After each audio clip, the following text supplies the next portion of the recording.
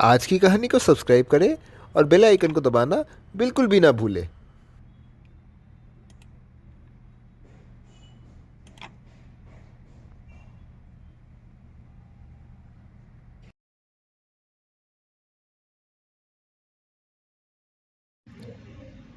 यहाँ पर्शिया नाम का एक स्थान था। यहाँ पर दो भाई रहते थे। एक का नाम कासिम, वहाँ पर दूसरे भाई का नाम अली बाबा था। कासिम बहुत अमीर था, जबकि अली बाबा जंगल में लकड़ियाँ काटकर उनको बाजार में बेचता था। वह इस प्रकार से अपनी जिंदगी चलाता था। एक दिन अली बाबा घने वन से गुजर रहा था। वह अपने पीछे घोड़ों की सेना को आते हुए देखता है। उन घोड़ों पर बहुत सारे चोर सवार थे। वे कुल 40 चोर थे जो अपने मालिक संग वहां से गुजर रहे थे। सभी चोर वहां पर अपने मालिक संग गुफा को जा पहुंचते हैं। मालिक गुफा को कहता है, खुल जा सिम सिम, और मालिक अपनी टोली संग गुफा के भीतर प्रवेश करते हैं। सभी चोर अपने मालिक संग गुफा के भीतर अपना खजाना जाकर जमा करते हैं। सभी चोर अपने मालिक संग गुफा से बाहर निकलते हैं। अली बाबा उन सबको गुफा के भीतर जाते व बाहर आते हुए देखता है। कुछ समय बाद अली बाबा भी उस गुफा के निकट जाता है और कहता है, खुल जा सिम सिम। वह गुफा के भीतर जाता है और बहुत सारे हीरे जवाहरात को वहां पड़े हुए देखता है। ये देखकर अली बाबा बहुत आश्चर्य होता है। वह कई सारा धन वहां से इकट्ठा करता है और उस गुफा से बाहर निकलता है। अली बाबा अपने घर को जाता है और अपनी स्त्री से जाकर मिलता है। उसकी स्त्री इतना सारा धन देखकर बहुत प्रसन्न होती है। वह अपनी स्त्री को अपने भाई कासिम के घर से तराजू लाने को कहता है। उसकी स्त्री कासिम के घर जाती है। कासिम की स्त्री दरवाज़ा खोलती है। वह तराजू की मांग करती है और बताती है कि मुझे धान मापना है। कासिम की स्त्री अली बाबा के गरीबी के बारे में जानती थी, इसलिए उसे संदेह होता है। अली बाबा की स्त्री तराजू लेकर अपने घर को चली जाती है और वे कांटे पर बोरा तौलते हैं। यहाँ पर कासिम की स्त्री कासिम को अली बाबा के घर में गहरे फसल होने और तराजू ले जाने की बात बताती है। कासिम आश्चर्य होता है और अपने भाई अली बाबा के घर को जाता है। कासिम अली बाबा से उसका हाल पूछता है। अली बाबा सरल स्वभाव का था, इसलिए वह कासिम को सब कुछ बता देता है। वह कासिम को उस गुफा के बारे में बताता है। वह उसके भीतर हीरे जवाहरात तथा अन्य सामान के होने की बात बताता है। कासिम उत्सुक होता है। अगले ही दिन कासिम कई घोड़ों संग उस गुफा को जाता है। वह उस गुफा के निकट जाता है और कहता है, खुल जा सिम सिम। गुफा का द्वार खुलता है और कासिम उसके भीतर प्रवेश करता है। वह भीतर घुसता है और वह बहुत सारे हीरे व जवाहरात को वहाँ मौजूद देखता है।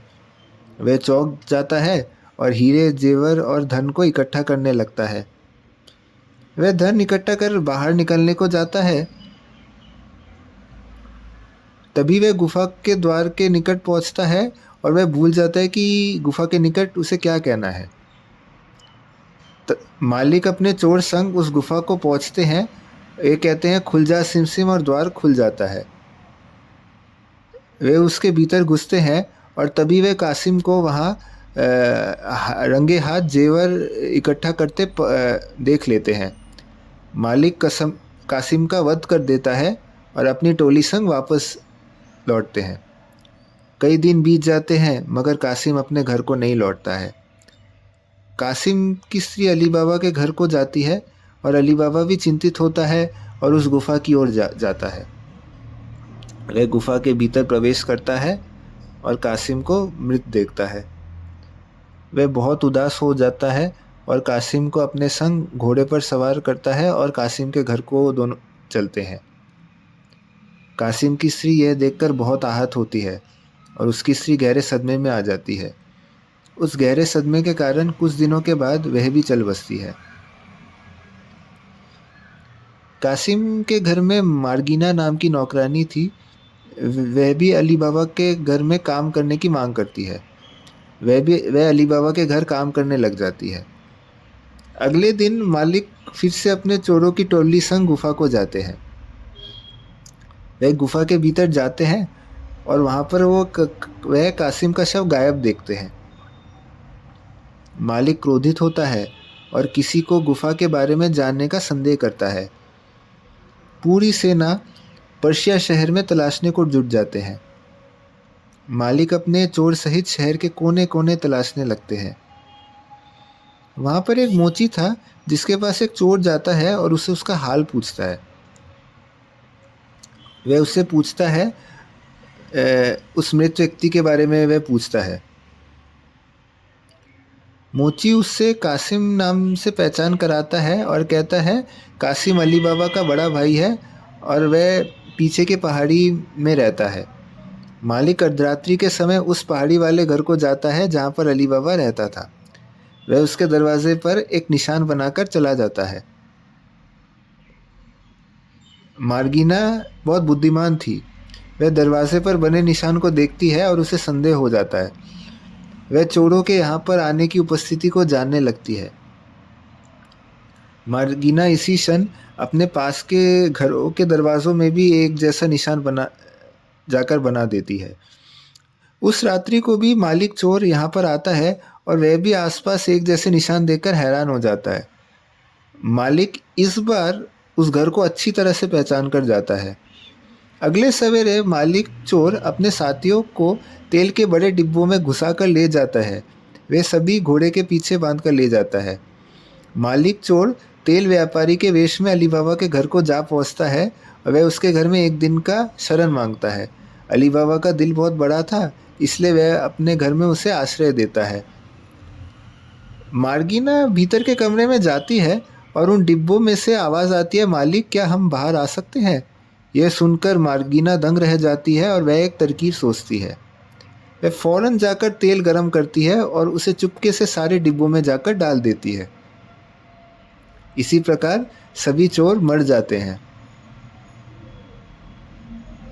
कुछ देर बाद उनका मालिक वहां आता है। वह सभी चोर को मरे हुए अवस्था में डिब्बे के भीतर पाता है। मालिक उसी क्षण अली बाबा के घर से बाहर निकलता है। मार्गिना अली बाबा और उसके स्त्री को मालिक चोर तथा उसके साथियों के की गई षड्यंत्र के बारे में बताती है। अली बाबा मार्गिना को धन्यवाद करता है। इस प्रकार अली बाबा और उसकी स्त्री उस सारे धन के हकदार बन जाते हैं और दोनों खुशी खुशी रहने लगे। अगर आपको आज की कहानी पसंद आई हो तो कहानी को लाइक करें, इसको शेयर करें और चैनल को सब्सक्राइब करें। नमस्कार।